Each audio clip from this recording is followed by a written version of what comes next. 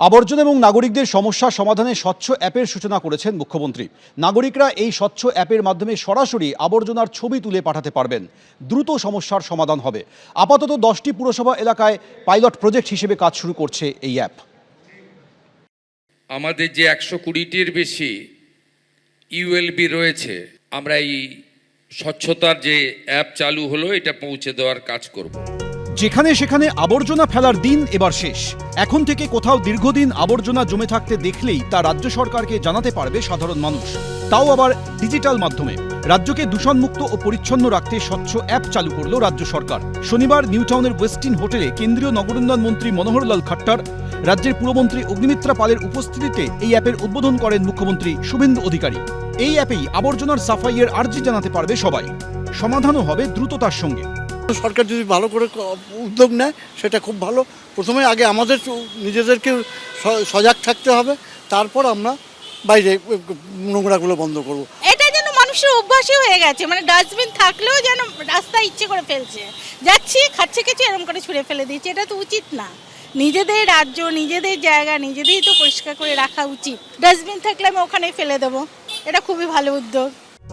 রাজ্যের 10টি পুরসভায় pilot project হিসেবে চালু হচ্ছে স্বচ্ছ অ্যাপ, যার মধ্যে রয়েছে আসানসোল ও দুর্গাপুর মিউনিসিপাল কর্পোরেশন, উত্তর 24 পরগনার বসিরহাট ও মধ্যমগ্রাম পুরসভা, দক্ষিণ 24 পরগনার পূজালী, কোচবিহারের তুফানগঞ্জ, পূর্ব মেদিনীপুরের কাঁথি, নদিয়ার কৃষ্ণনগর, বীরভূমের নলহাটি এবং হুগলির বৈদ্যবাটি পুরসভায় চালু হচ্ছে পাইলট প্রজেক্ট।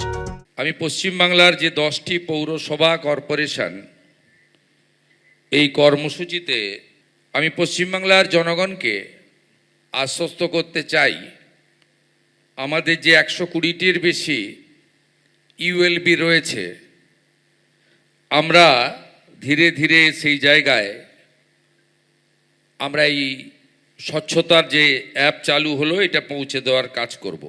কিভাবে কাজ করবে স্বচ্ছ অ্যাপ? এলাকায় আবর্জনার ছবি নাগরিকরা সরাসরি আপলোড করতে পারবেন এই অ্যাপে। সাধারণ মানুষ ছবি তুলে অভিযোগ জানালে পুরসভার আধিকারিকরা দ্রুততার সঙ্গে তার সমাধান করবেন। সরকার পরিবর্তনের পর স্বচ্ছতায় জোর এনেছে রাজ্য সরকার। রাস্তায় 100 মিটার দূরত্বে বসানো হবে ডাস্টবিন। যত্রতত্র নোংরা যাতে না ফেলা হয় সেজন্য 3 মাস সচেতনতার কাজও চালানো হবে। 3 মাস পর যত্রতত্র নোংরা ফেললে ফাইন করা হবে বলেও ঘোষণা করা হয়েছে। সারা পশ্চিমবঙ্গে আমি জায়গায় জায়গায় 100 মিটারের দূরত্বে আমি ডাস্টবিন বসাবো এই 3 মাসে। 3 মাস আপনাদের সময় দেব, কিন্তু 3 মাস বাদে কিন্তু রাস্তায় ময়লা ফেলা যাবে না। যদি আপনারা ফেলেন, সেটা চিপস হোক, ডাব হোক, আর থুতু হোক, আর পানের পিক হোক, 3 মাস বাদে কিন্তু ফাইন করা হবে। সারা রাজ্যে হবে, কারণ এটা কি বললাম যে স্বচ্ছ অ্যাপ এবং যে কোনো জিনিস আমাদের শহরকে সুন্দর রাখার জন্য। শহরকে পরিচ্ছন্ন রাখতে রাজ্য সরকারের এই উদ্যোগের প্রশংসা করেছেন সাহিত্যিক থেকে শিক্ষাবিদরা। আমি মনে করি যে এটা যদি কাজ হয় তো ভালোই হবে। এটা আমি কোনো নেতিবাচক দিক থেকে দেখছি না, আমি এটা একটা ইতিবাচক পদক্ষেপ হিসেবেই দেখছি। তো নাগরিকদের সচেতন হওয়া দরকার। সরকার নিজের দায়িত্ব পালনের পাশাপাশি এই একটা প্রশিক্ষণের ব্যবস্থা যদি করেন ভালোই হবে, সেটা মনে হয়। এটা তো খুব প্রয়োজন যে এই বিষয়ে আমাদের সচেতনতা সকলের। আমরা যারা নোংরা ফেলি এবং যারা নোংরা পরিষ্কার করে, তো এই দুজনের সহযোগিতা ছাড়া এ কাজ তো সম্ভব নয়। ভ্যাট অনেক আছে, তো ভ্যাটগুলো নিয়মিত পরিষ্কার না হলে কী হয়, ভ্যাট উপচে ময়লা আরও চারদিকে ছড়িয়ে পড়ে।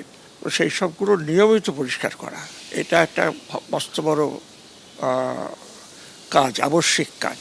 এর আগে নির্মল বাংলা মিশন চালু করেছিল তৃণমূল সরকার। কেন্দ্রের তরফে রয়েছে স্বচ্ছ ভারত প্রকল্প।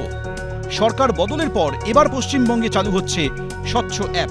ঐশী মুখোপাধ্যায়, অনির্বাণ বিশ্বাস, শিবাশিস মৌলিক, এবিপি আনন্দ। এবিপি আনন্দ, এগিয়ে থাকে, এগিয়ে রাখে।